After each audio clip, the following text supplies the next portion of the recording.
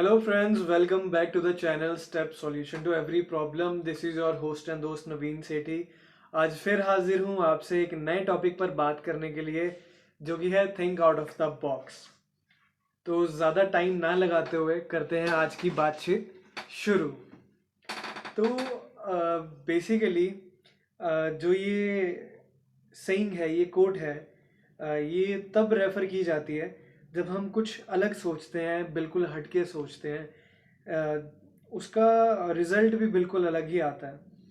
और आज की दुनिया ना बहुत ज़्यादा प्रोग्रेशन, अडेप्टेशन, इनोवेशन इन सब चीज़ों को बहुत तेज़ी से देख रही है बढ़ते हुए। और इस बदलती दुनिया में अगर कुछ अलग थॉट, अलग आइडिया नहीं आएगा, नहीं होगा, तो वो मार्केट में चलेगा नहीं। और thinking out of the box multiple areas में काम में लाया जा सकता है। जैसे बिजनेस में है कोई एकदम एक्सेप्शनली गुड प्रोडक्ट जो अभी तक मार्केट में अवेलेबल भी नहीं है, और वो मार्केट में आते ही उसने धूम मचा दी।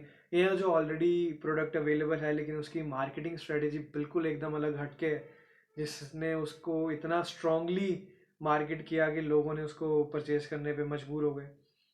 और अगर साइंटिस्ट की बात करें, एक्सपेरिमेंटेशंस की बात करें, तो साइंटिस्ट्स अगर कुछ हटके नहीं सोचेंगे तो वो एक्सपेरिमेंट उस तरीके से नहीं कर पाएंगे जिस तरीके से वो नॉर्मली करते हैं। तो बहुत सारी ऐसी, ऑलमोस्ट सभी एरियाज ऐसे हैं जिसमें कुछ हटके, कुछ अलग सोचना ही पड़ता है कुछ बेहतर बनने के लिए। तो अब एक्चुअल स्ट्रेटजीज क्या है कि हम ये जो डब्बे के बाहर की सोच है, जिसको हम think out of the box बोलते हैं, अ, वो क्या है बेसिकली, उसकी एक्चुअल स्ट्रेटजीज क्या है कि हम कैसे सोच सकते हैं ऐसे हटके, बिल्कुल दुनिया से परे, जो दुनिया में आज तक पहले कभी सोचा नहीं गया वैसा। तो बेसिकली सबसे पहला उसमें पॉइंट आता है, दैट इज डाइवर्स इनपुट।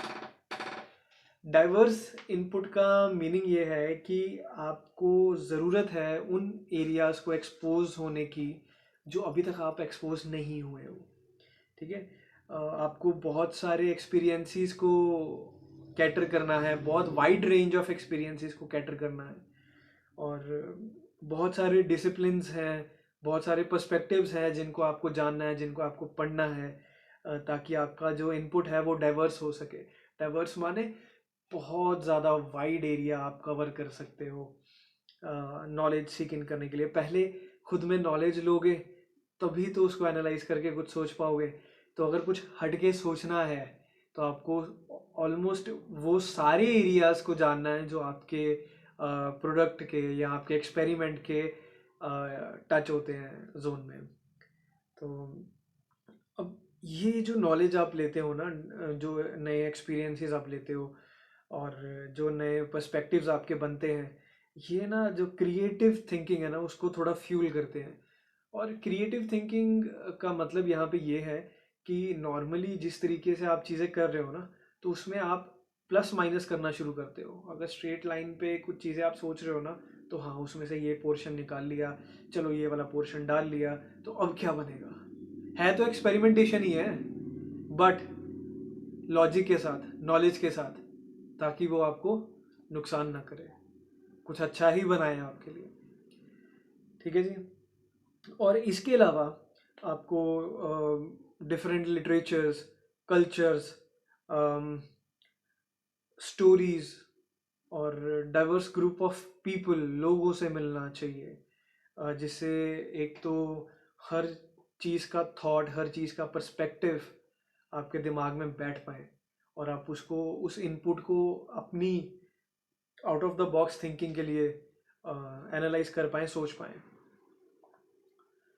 तो ये है पहला, जो एक तरीका है जिससे आप अपना जो थिंकिंग कैपेसिटी है हटके सोचने वाली, वो कर सकते हो। अब अगर बात करें दूसरे पॉइंट की, तो that comes out to be curiosity and exploration.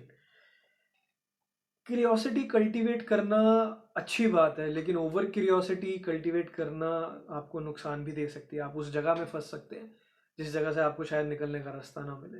But हाँ, क्यूरियोसिटी एक ऐसी चीज़ है जो आपको ये मजबूर करती है कि आप उसके पीछे के लॉजिक को जाने, उसके कंसेप्ट को जाने. That basically helps you to question ये क्यों है, ये कैसे है, इससे इसको करने से क्या होगा, अगर इसको नहीं किया फिर क्या होगा. तो ये सब जो चीज़ें हैं ना, ये क्यूरियोसिटी से ही आती हैं. और जो साइंटिस्ट हैं जो एक्सपेरिमेंट्स करते हैं, वो they are one very good curious peoples, sorry people. तो लेकिन ये है कि क्यूरियोसिटी के अलावा you need to explore things. आप अगर एक्सप्लोर करोगे, आप ये देखोगे कि हाँ मैंने ये जोन भी चेक कर लिया, मैंने ये जोन भी चेक कर लिया, मैंने यहाँ भी देख लिया, मैंने वहाँ भी पढ़ लिया, तो आपको ऑलरेडी आपके दिमाग में वो चीज़ें बिल्कुल एक चेन की तरह बननी शुरू हो जाएंगी कि हाँ जी मैं ये करना चाहता था, इसको मैं इन इन तरीक़ों से कर सकता हूँ. ठीक है. उसके बाद बारी आती है जी क्रॉस डिसिप्लिनरी कोलैब्स. अब कोलैब्स तो सोशल मीडिया की दुनिया में बहुत ज़्यादा फेमस है. YouTube collabs, Instagram reel collabs. But यहाँ पे जो कोलैब की मैं बात कर रहा हूँ वो है क्रॉस डिसिप्लिनरी. क्रॉस डिसिप्लिनरी का मतलब है कि डिफरेंट फील्ड के लोगों के साथ आप जाके मिलें.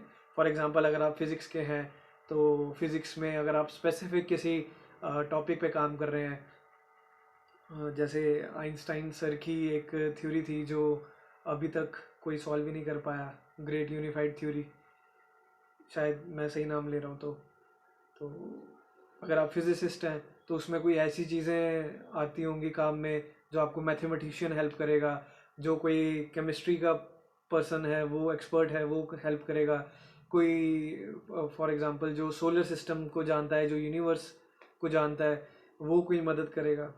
तो इस तरह से आप जब कोलैब्स करते हो, क्रॉस डिसिप्लिनरी लोगों से मिलते हो जिनके एरिया ऑफ एक्सपर्टीज़ अलग हैं, आपसे हटके हैं, आप उनसे नॉलेज लेते हो, तो एक माइंड चलता है कि यार हाँ मैं ऐसे सोच रहा था, उसका पर्सपेक्टिव ये है, उसका पर्सपेक्टिव ये है, अगर इन दोनों को कंबाइन करके दिया और मेरा भी बीच में कंबाइन कर दिया तो कैसा लगेगा, क्या निकल के आएगा सामने. तो क्रॉस डिसिप्लिनरी कोलैब्स से बहुत बेनिफिट होता है.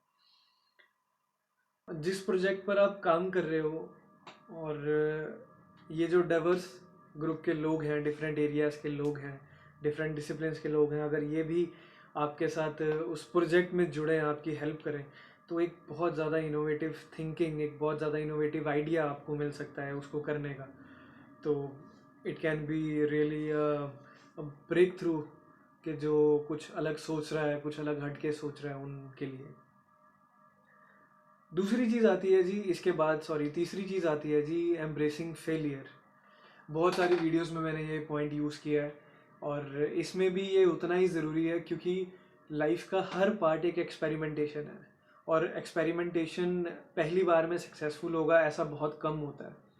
लेकिन जब एक्सपेरिमेंट्स फेल होते हैं, जब हम कुछ करते हैं उसमें हम कामयाब नहीं हो पाते, तो बात सिर्फ इतनी सी आती है कि हम उस फेलियर को किस तरह से लेते हैं.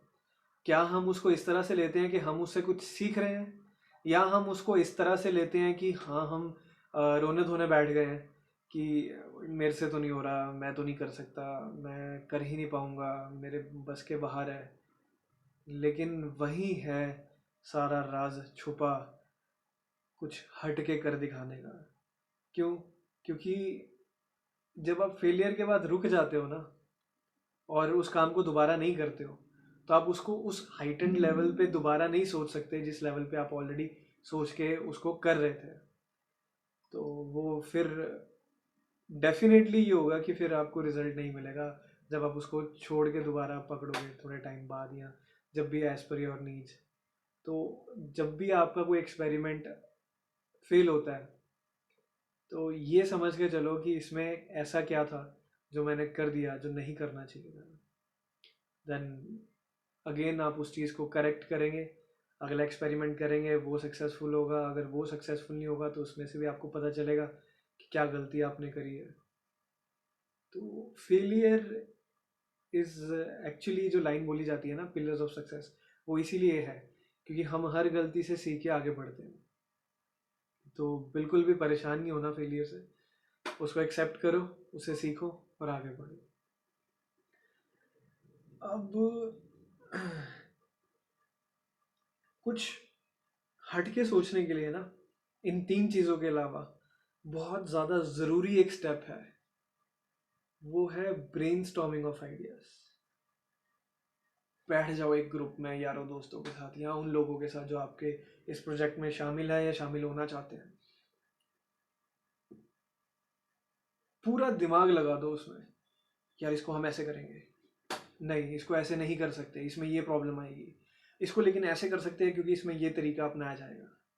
जब 8-10 लोग बैठ के ब्रेनस्टॉर्मिंग कर रहे हैं ना, एक पूरा फुल हैवी सेशन दिमाग पे लोड डाल के चल रहा है, तो वहाँ से बहुत बड़े, बहुत बढ़िया, बहुत उम्दा आइडियाज़ निकलते हैं और वो बेनिफिट भी करते हैं। क्योंकि देखो, जब आप ऐसे बैठे हो ना अपने 8-10 ग्रुप में, अपने पीयर ग्रुप में, उन लोगों के साथ जो आपके साथ उस प्रोजेक्ट में हैं या कुछ नया स्टार्टअप करना चाहते हैं, और जब ये सारी बातें, ये सारी ब्रेनस्टॉर्मिंग होती है, तो एक्चुअली में कुछ क्रिएटिव, कुछ इनोवेटिव ज़रूर निकल के आता है जिसके ऊपर आप काम करना शुरू करते हो। और ये क्यों ज़रूरी है ब्रेनस्टॉर्मिंग, आपको मैं एक एग्जांपल से बताता हूँ। फॉर एग्जांपल, आपने कहीं ट्रैवल करना है, तो ट्रैवल करने के लिए आपको पहले डेस्टिनेशन चाहिए। डेस्टिनेशन आप डिसाइड करोगे तभी आप मोड ऑफ ट्रांसपोर्ट चूज़ करोगे। मोड ऑफ ट्रांसपोर्ट चूज़ करने के बाद आप ये देखोगे आपको किस रास्ते से जाना है ना। जैसे फॉर एग्जांपल, अगर आप मान लीजिए आप दिल्ली जाना चाहते हैं, तो दिल्ली जाने के लिए रोडवेज है, एयरवेज है, रेलवेज है, राइट। अब आपकी नीड क्या है? अगर आपको जल्दी पहुंचना है, एयरवेज है। अगर आपको आपकी जर्नी इंजॉय करते जाना है, रोडवेज है। अगर आपको थोड़े कंफर्टेबली जाना है और टाइम लग जाए, कोई प्रॉब्लम नहीं है, इकोनॉमिकली जाना है, तो ट्रेन है। तो ऐसे ही ब्रेनस्टॉर्मिंग का काम है। ब्रेनस्टॉर्मिंग आपके लिए एक डेस्टिनेशन तय करता है। जब आपको ये पता है कि ना कि हमको ये काम करना है, तभी आप उसको काम करने के तरीके को ढूंढोगे। वहां से आपका जो जोन है ना, out of the box thinking का, वो वहीं से शुरू हो जाएगा, जब से वो ब्रेनस्टॉर्मिंग सेशन में आपको वो आइडिया आ जाएगा जो हटके है ऑलरेडी। फिर उसको करने के तरीके भी हटके निकलेंगे। तो when you are getting these ideas, when you are getting these things, then there is nothing like that to look behind. तो बढ़ते रहो, काम करते रहो, ठीक है। और अब थोड़ा सा अगर मैं इसको कंक्लूजन की तरफ लेके जाऊँ, तो thinking out of the box actually एक कोट नहीं है, ये बेसिकली आई वुड से एक स्ट्रेटेजी है, एक टूल है जो आपको मजबूर करता है कि आप कुछ हटके सोचे दुनिया से, जो दुनिया ऑलरेडी कर रही है, जो दुनिया ऑलरेडी सोच रही है, उससे हटके सोचे, ताकि आप कुछ अपने लिए और दुनिया के लिए बेहतरीन कर सकें। So this was it for today's videos, guys. Sorry, not much of the videos, but just this video. So this was it for today's video. I hope आपको ये वीडियो बहुत अच्छी लगी होगी। यहाँ तक देखी है तो प्लीज़ सब्सक्राइब कीजिएगा, लाइक कीजिएगा और अपने सर्कल में शेयर कीजिएगा। Be the diamond of your own life. Do one such thing every day that makes you your better version than yesterday. आप देख रहे हैं Step Solution to Every Problem. This is Naveen Sethi signing off. Thank you.